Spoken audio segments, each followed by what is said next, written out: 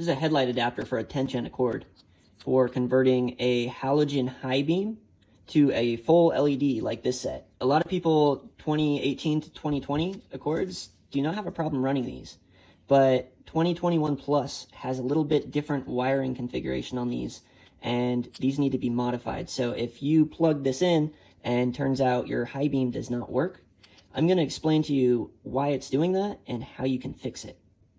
So let's take a better look. These two ends connect to your car, and this end here connects to the headlight. The way that we hold it is with the depressed tab on top. This is the one that holds it to the plug, keeps it from sliding out. You do need to press this to get it removed. This tab down here is a retainer clip that just holds it somewhere. That's the bottom. If you're holding it like this, you need to flip it. So now that we have the top up, we are going to look at the back where the wires are, and we're going to flip it up so we can see the butt. This first wire is your low beam ground, bottom one.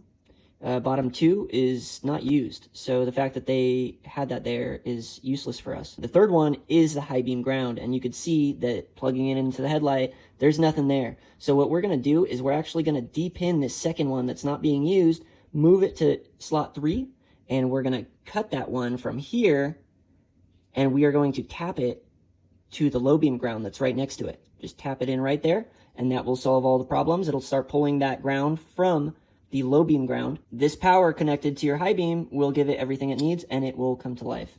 Let me show you how to de-pin these. So grab a small flathead, stick it on the side, and we're just going to pop it. Keep your thumb close by because these like to fly across the room. And we're just going to put that down there for a minute. The top rows are actually easier to get out because you just push them down and then you're able to slide it out, but we don't want to remove the top rows. Just going to push those back. The one that we want to remove is right here. So I'm going to follow it to the front, and it's right here.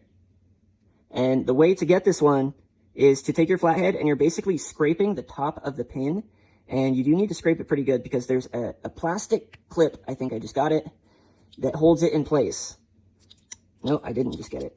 Let's try again. If you bend some of the other ones, the other pins out of their socket, it's no problem. We'll fix those when we go back.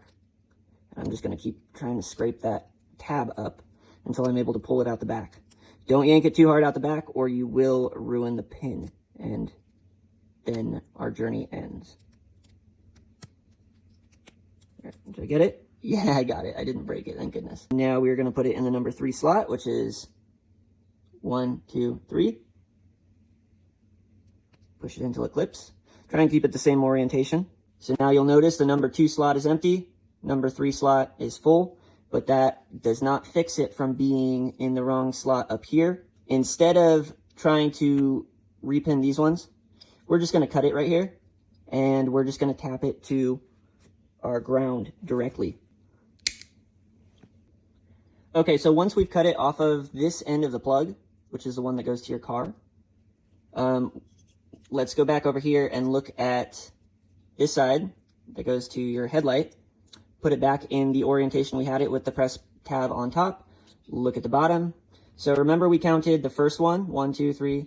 3 is high beam and 1 is low beam ground. So basically, if this is already a ground, then this one that we cut here just needs to be tapped into it. So you could do it anywhere along there. And let me show you how to do that. You're going to get some wire strippers, and you pinch it and you stretch it. And once you have some, you guys probably notice my fingernails are a little bit long. This is why. So you peel it off. Make sure there's some wire exposed. And on this end, I guess this is our beginner wire splicing tutorial. There we go. I took out about an inch there, and we're going to split it into a Y. We are going to make it hug, pull it tight, and twist at the root. And you keep going until it's tight. Once we're done with that, we're just going to wrap it around, wrap the excess around.